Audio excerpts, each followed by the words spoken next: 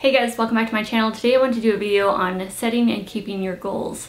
And this is something that kind of comes up this time of year. You know, a lot of people do set their New Year's resolutions and they can start out really motivated at the beginning of the year and then sort of end up losing motivation as time goes. So I want to share some of the tips that have really helped me keep after my goals until I actually achieve them. So I'm going to share those tips with you guys right now. So I have a couple pages in here that I've dedicated to writing down tips that I've picked up over the years from certain books that I've read.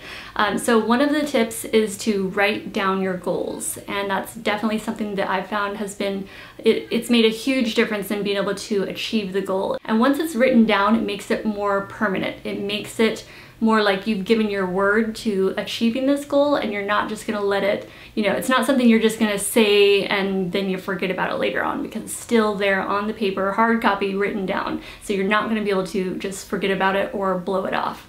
So that's definitely something that's huge, is writing down your goals. All right, my second tip is to be specific with your goals. Make them measurable. So instead of saying like, I wanna get out of debt this year, instead maybe say, I will pay off $1,000 of debt this month, or whatever, or over the next 3 months.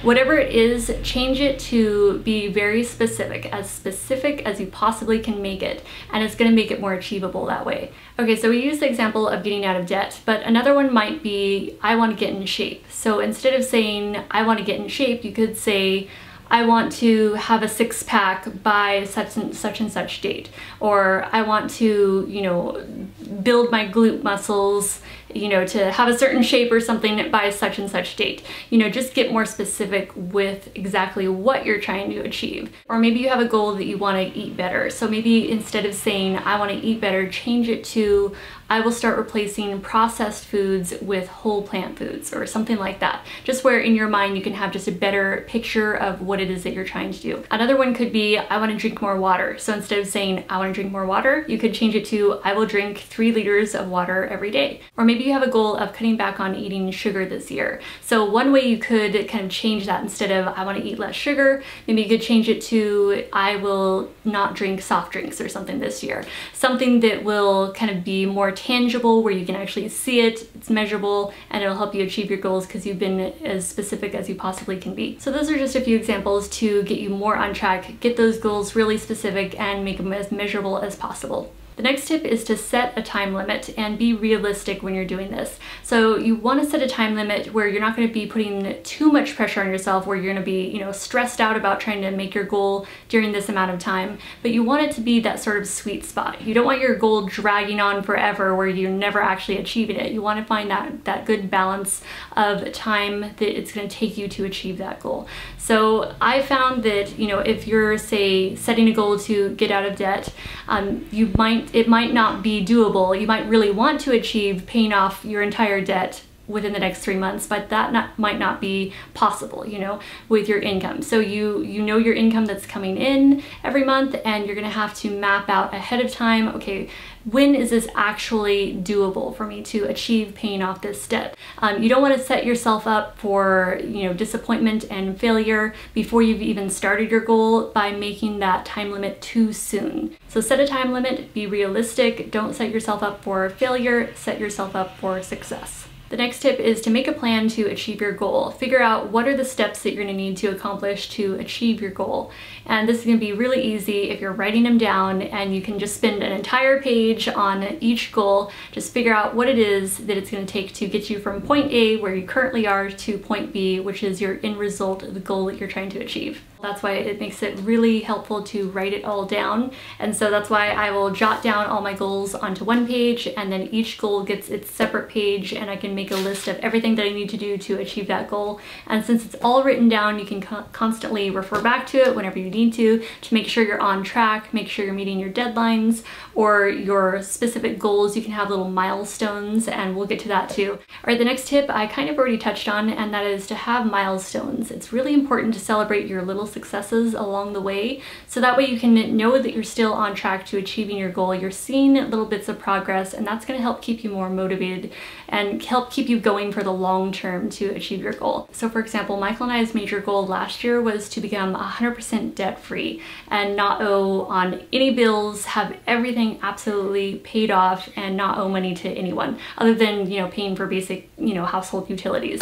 And so we didn't want any more bills. We were tired of it, and we basically, well, it was kind of like I got really pissed off, and that's something that it can actually work in your favor. Get really mad, get really pissed off, and that's gonna provoke a change. That is gonna make something happen, having a fire lit up under you. So it's something that you can use as a tool. You know, anger, I think that sometimes it's looked at as like a negative thing or a very negative emotion, but that's a natural emotion for a reason. And I think when you harness it, you can use that as a tool that can do positive things in your life. The next tip is to reread your goals each day, and that's going to help keep you on track. It's going to help keep you focused, and it's going to really help if you start out in the morning time reading your goals, and that kind of helps set the tone for your day. So you keep them at your bedside table, at your nightstand, or maybe on the fridge so you're able to see them all the time, you know, first thing in the morning when you're getting breakfast and dinner time, just so they're able to be read by you whenever possible. You could also have a little piece of paper with your goals or a few of your goals written down and keep them in your purse or your wallet where you're able to pull them out and see them whenever you want to, and they'll always be with you. So that's another tip that I really like that I found that's super helpful, is keeping the goal in front of you so you don't like forget about it, you know, and it gets like put on the back burner or something. Okay guys, I feel like I could sit and talk to you for like another 20 minutes sharing tips with you guys, but I'm gonna leave you with this final tip, and that is to commit 100%. If this goal is that important to you, then it's worth committing to. If you feel like it's going to be improving your life in the long term, then it's worth committing to, and it's worth the time that you're going to take to be able to achieve that goal. So just take a deep breath. I was gonna say something else, but take a deep breath, commit 100%, because they say 99% is a bitch, 100% is a breeze, right? So don't half-ass it, go after it, light that fire, get pissed, get passionate, roll those together, and use that as a fire inside of you to propel you to the goals that you want to achieve. All right guys, I'm gonna let you go. Thank you so much for watching, and I would love to hear if you have set any goals recently. As far as New Year's resolutions go, for me, I'm actually not like super into the New Year's resolution thing, because I like to just set goals all the time, which I feel like most of you guys feel the same way. But I know that the New Year is a time where you can kind of like, you know, a lot of people do sort of hit the reset button and they're like, okay, I need to get on track. And this is the time of year that a lot of people are thinking that way. So that's why I wanted to do this video.